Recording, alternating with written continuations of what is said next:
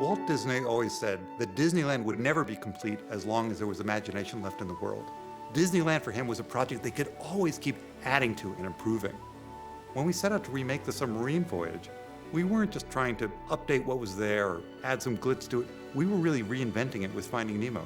And we wanted it to be as powerful for the people today as the original Submarine Voyage was for people when it opened in 1959.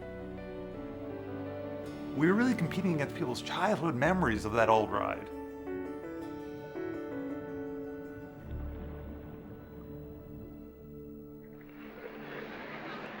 Hi, Christmas Nautilus.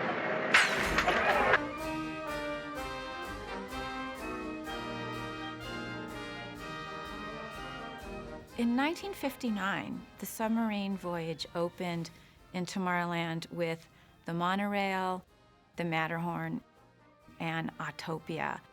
It was part of this Tomorrowland being a world on the move, and it really promised the sense of a grand adventure.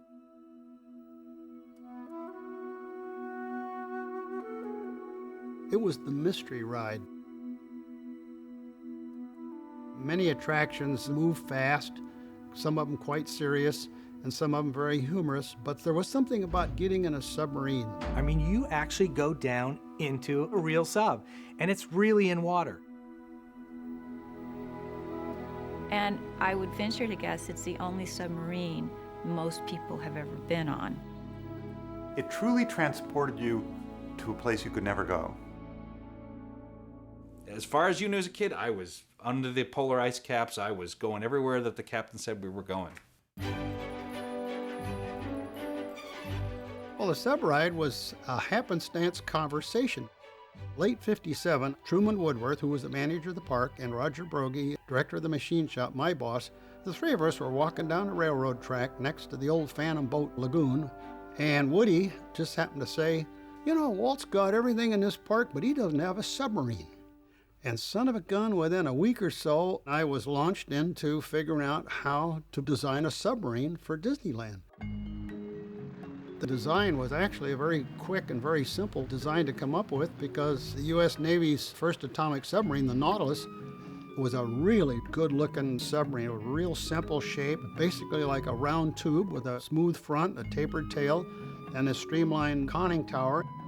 Vehicle design could be a little bit like cartoon design because you pick out the essential visual elements, but you use just enough detail so that when a person looks at it, their eye says, "Oh, submarine." It's just as simple as that. Admiral Joe Fowler, who was our manager of construction at that time, took it down to the Todd shipyards, and they know exactly how to roll up steel and weld and put in electrical systems, propulsion systems.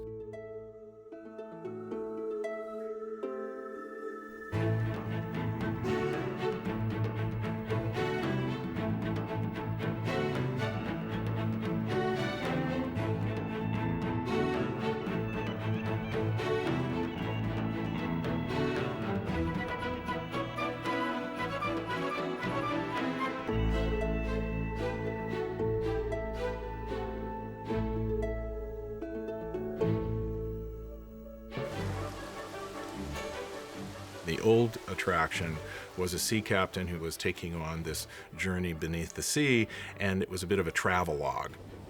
And I remember being mesmerized when the submarine would go underwater, and you saw these fantastic scenes of squids and whales. It was a nuclear submarine, and the story was that you were going to head to the North Pole. Sir, sonar shows polar ice cap dead ahead. Very well. Continue on course to pole. Well, a submarine was topical at that time because the U.S. Navy had an atomic submarine that could cross the North Pole under Arctic ice. White House ceremonies break the news to the world of the epic feat of the atomic submarine Nautilus under the Arctic ice cap and the North Pole into the waters of the Atlantic. So there was a real intrigue and interest, not just on children's part, but on adults' parts as well. Dive, dive.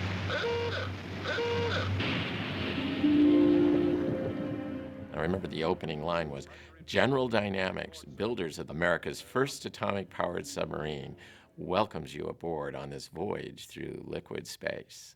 Not water, not the sea, but liquid space.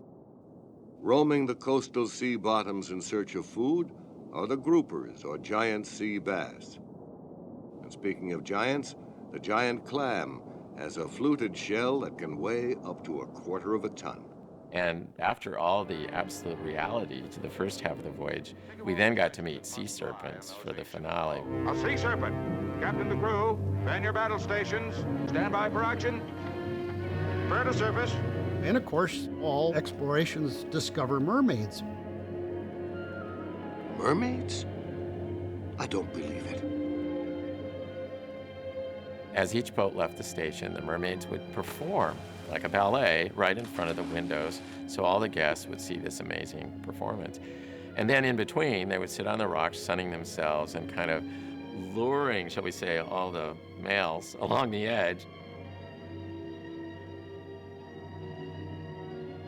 And then, on the hot summer days, some of our guests would jump in the lagoon and swim out to talk to the mermaids. There was no way to really stop this except that one day just the mermaids weren't there for the guests to swim to. And it was quite easy after the ladies went away that we could make an animated mermaid. Gradually, over a period of years, the submarine ride, which was introduced with fish on strings and fairly simple back and forth animation, had, become passé. The magic of the show was getting a little bit dated. And while it was still amazing to get underwater, I don't think that ever goes away. So everybody wants to get in, but then they hold you to finding something amazing once you get down there. And so we decided to close it and wait until we could come up with a new concept that would make it relevant to audiences today.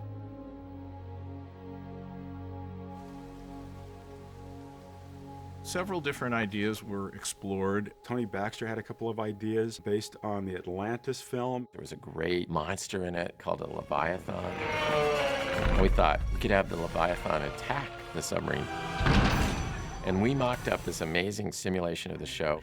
And then halfway through, when the claws of the Leviathan grabbed the boat, we popped rivets and had little sprays of water and a huge explosion go off underneath the boat.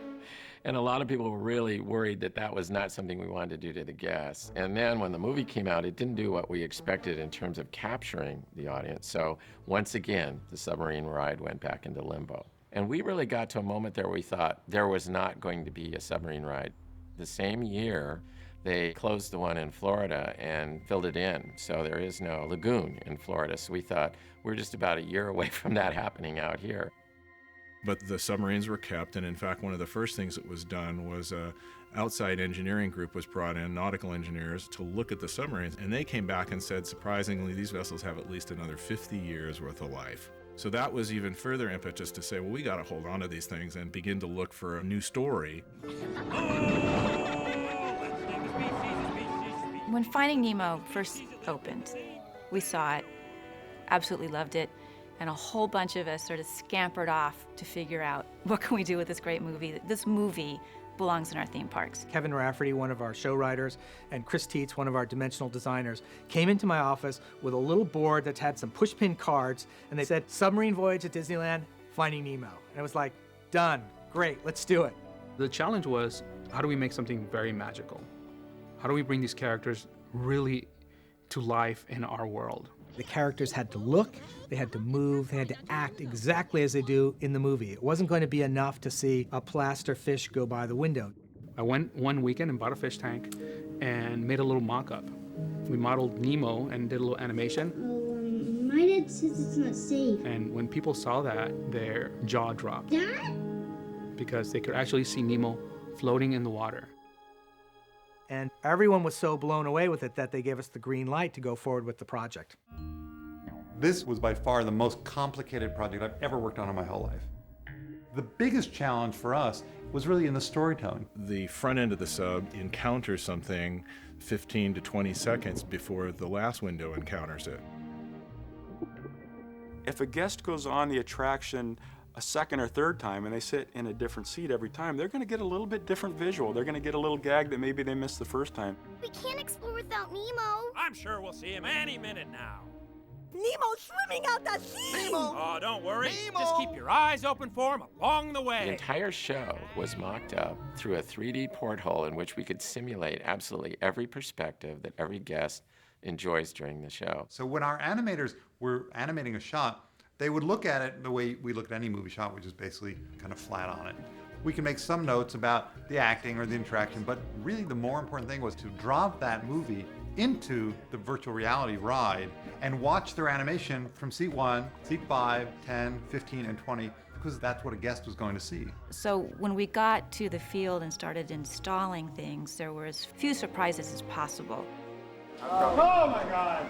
It works! It works! Awesome! It works! There were things that we had an advantage of knowing by having run this for so many years. Some quote-unquote mistakes you wouldn't want to make again. One of the things that killed the old ride was how things decayed underwater over time. The gods of gravity and corrosion are chewing on you 24 hours a day. When you have an attraction that uses water, and you have a lot of parts that are underwater, you just can't go in there with a vacuum cleaner and a broom. Diving at night to replace pieces that may have failed is really, really difficult to do. And paint fades from the chlorine in the water and the sunlight. In the past, there was a paint, it was basically a chlorinated rubber paint that was used. Even that, in chlorinated water in full sun, you could tell it faded in 3 to 6 months. So I had a couple of challenges. One, there was no paint that existed that I was legally allowed to use that would hold up underwater. And two, I figured since I had to come up with some new kind of paint, that I might as well see if I could come up with the fading problem as well. So I thought, well, glass doesn't fade. And I know that for sure because there were all those times that I walked on the beach and would find beach glass. Maybe I could get crushed glass small enough that when I blended it together, I could get the colors I wanted. It got even better because I found a place that made colored glass out of recycled bottles. They had a palette of 12 colors, but I found that very much like a computer screen that's pixelized. When you see it from a distance, your eye blends the color. So I made 96 recipes of different colors. It actually was a very frenetic activity. We would apply the epoxy to the surface, and then we'd actually throw glass at the surface.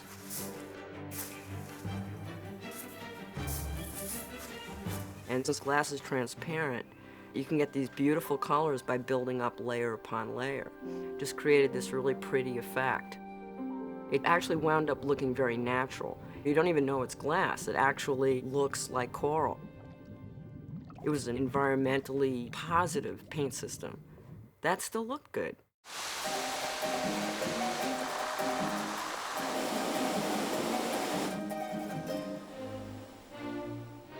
We always try to leave something that's original that Walt Disney may have seen. So as you enter the graveyard of ruined ships, the first piece that you will see is actually from the original ride. It's something that Walt Disney saw and has been there since 1959. And in some of the scenes, there were ruins, so we wanted to put ruins in again, but because now we were in a completely different part of the world, we changed to like Easter Island tiki ruins. What I thought would be a lot of fun in writing the script is to pay tribute to some of the lines from the old show. With the use of our exterior sonar hydrophones, we can actually hear the fish talk. How perfect was that for this show? You can actually hear the fish talk. Instruments such as our sonar hydrophones to actually hear the fish talk. Nemo, where are you, son?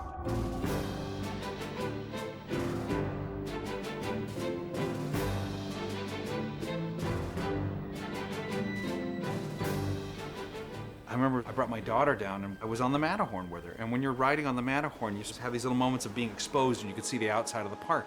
And out of my peripheral vision, I just saw the subs running. And that just almost made me cry. It was just, I was so proud to have had anything to do with it going back to feeling like that in that part of the park.